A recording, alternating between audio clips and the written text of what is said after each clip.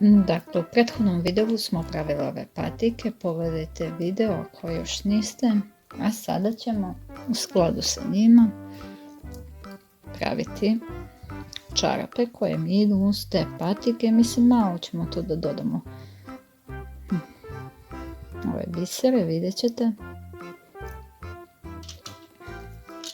Pripremili smo i konac, samo ćemo da ušijemo.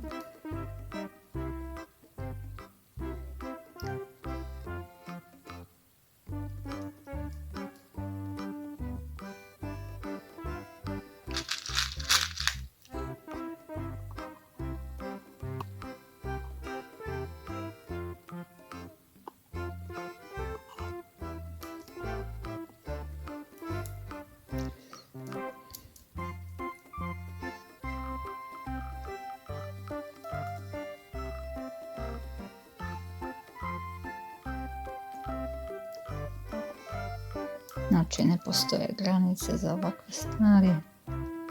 Možete da radite šta vam je volja.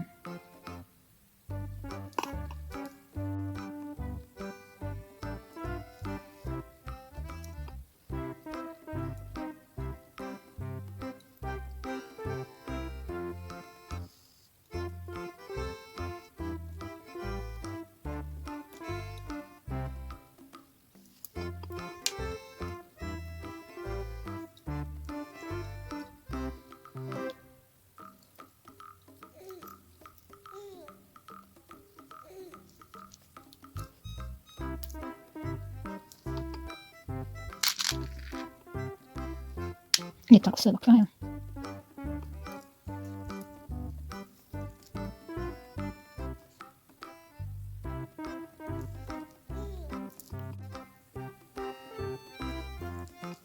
Ovako to izgleda na kraju. Sad ćemo da vidimo kako to izgleda sa patikama. I na kraju to ovako izgleda.